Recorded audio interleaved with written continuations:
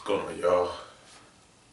So it's been a few days since I recorded my stretching and came down here to my office to stretch. It's been an eventful, eventful few days. So I had a close family member of mine who had to go to the hospital, and thankfully, they're doing better, in the process of recovery. And one observation I had while I was in the hospital the past couple of days is so we were in the waiting room, waiting to go and see and talk to my family member and whatnot. And the waiting room had a couple of snack machines, a drink machine, and then like an edible snack machine. And I was counting the number of snacks in the snack machine. It was like 47 different choices. Well, two of them actually weren't snacks. They were like, I think Advil and aspirin or something like that. Advil and Tylenol, I don't know. But I observed, the medical professionals, periodically coming in pretty regular and buying snack and or a drink.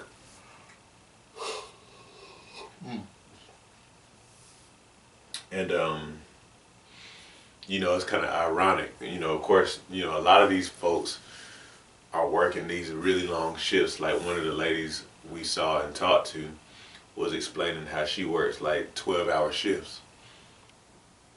So literally she spends almost all of her time every single day at a hospital,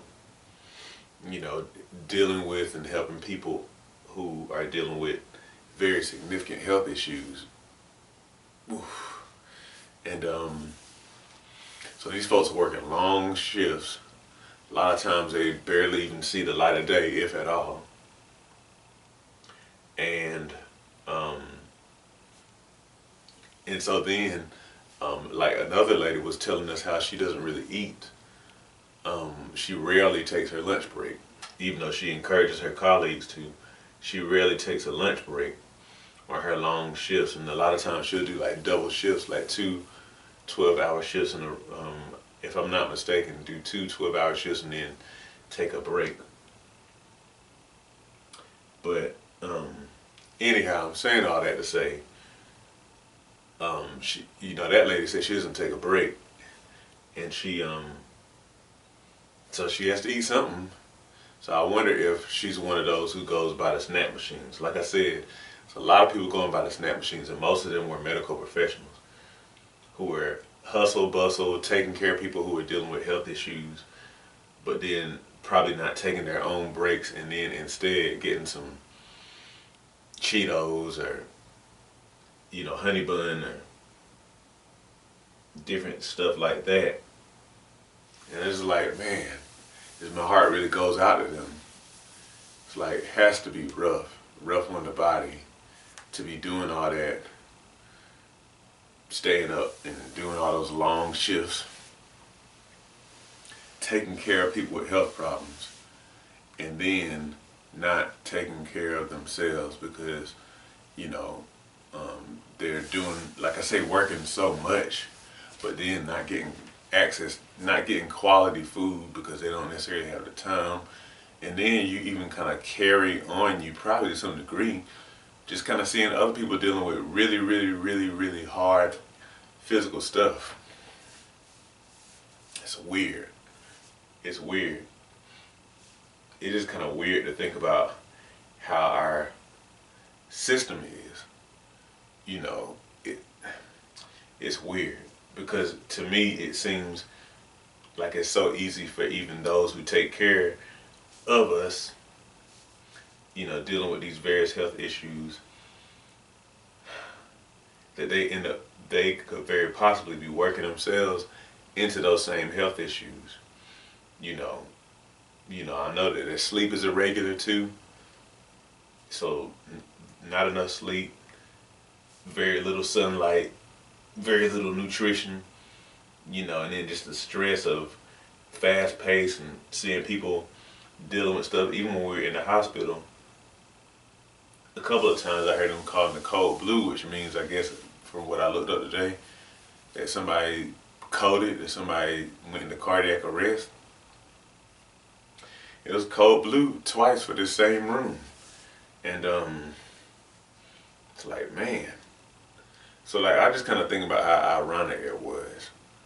Like that people not really getting good nutrition and stuff like that. It's really unfortunate. So I don't know, kind of going back to this stuff here. I just think about how important it is for us to set aside time to take care of these, take care of these bodies, and try to do our best to provide them with what they need so that we can, you know, um, stay away from the hospital and you know all that kind of stuff. But then I just kind of wish that it were more of that for the medical industry. But like, it's just weird. It just doesn't make any sense to me. Um, but anyway, like I always say, man, just go ahead and take some time. Like, like I think about the medical professionals, they have to be ultra intentional about taking the time to do stuff for their health. Ultra intentional because like their days are so full of work, very fast paced work that it's very easy to just kind of always kind of discard that stuff. And so that's what you get into the habit of doing.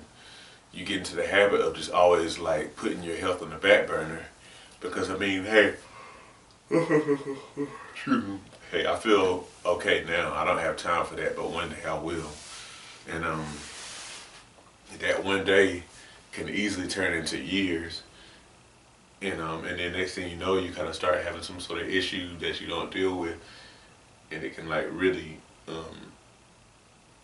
you know, kind of turn into like a bigger issue and so on and so forth. So anyway, you got to be real intentional in our society. If you really want to deal with health problems, you got to be real intentional. You got to be real intentional.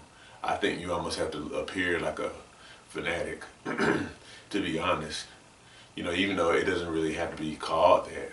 It's just that a lot of times making those kind of investments in your health is so uncommon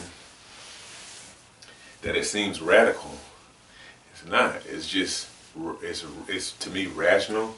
It's just common sense, and it's what's required when you live in a society like ours with the systems that it has in place. You know, but truth be told, just because we have the system in place doesn't mean that you have to like look at those systems as your only option. You can be empowered, to do the things that you can do. Take care of yourself. That's why I stretch. All right, y'all. I'm gonna finish stretching. Let y'all kind of finish your stretching, hopefully. And I hope y'all have a good evening. It's been a couple of days since I recorded. Like I said, I've had some family stuff going on, like with hospital and whatnot. But all the more reason to get back down here and do my best to take care of this body that the Lord gave me. So anyhow, y'all take care. As we get older, it becomes increasingly important to maintain and build muscle. Muscle helps you burn fat, stay mobile, and can contribute to longevity. However, many people have no idea how to work out to build muscle. My mini workout series on Patreon provides you with my body weight mini workout video library. These workouts use little to no equipment, which means that you can do them in the privacy of your own home. They start at beginner level and progress from there to ensure you continue to see results. Every workout is a full body workout, hitting chest, back, legs, and glutes, as well as other muscles in between. Become a patron today and receive access to my series of mini workouts, plus access to a digital copy of my book, 8 Weeks to Transform Your Diet and Your Health.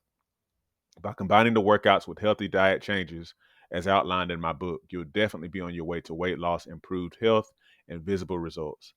Join me at patreon.com/SeanB2B Fitness today.